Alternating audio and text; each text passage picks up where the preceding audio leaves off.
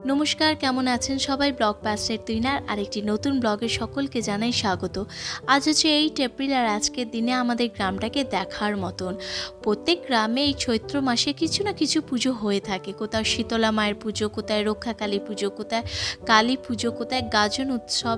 তো সেরকমই আমাদের গ্রামে এই রক্ষা মায়ের পুজো হয়। সারা রাতি ধরে মায়ের পুজো হয়, আর যখন মাকে আনা হয় তখন দেখার মতন গোটা গ্রামটা একটা আলাদাই রূপে থাকে।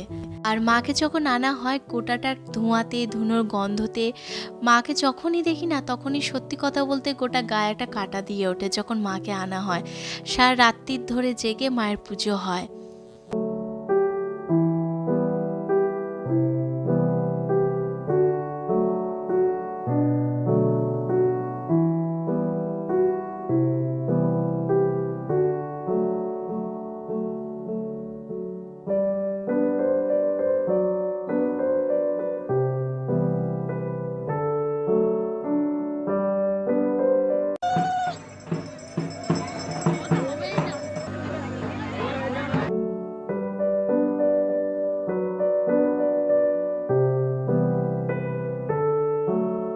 বছরে এই একটা দিন আমরা সকলে অপেক্ষা করে থাকি কখন মাকে কাছ থেকে দেখতে পারবো, আর মায়ের পুজো হবে আর সেখানে মেলা বসবে না, এটা কি হতে পারে?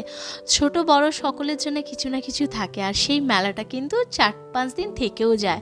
মায়ের পুজো হয় একটা দিন সারা রাত্রি ধরে, পরের দিন আমরা মাকে বিজয় করে দিই। আর মেলা কিন্তু 4-5 দিন থেকেও যায়। রাতুল আপাতত এখন ভাবছে কি নেব আর কি নেব না। এই জিনিসগুলো সত্যি কথা বলতে আমাদের ছোটোবেলাকার দিন কিছু না কিছু মনে পড়ে যায় মেলাতে যখন আসি।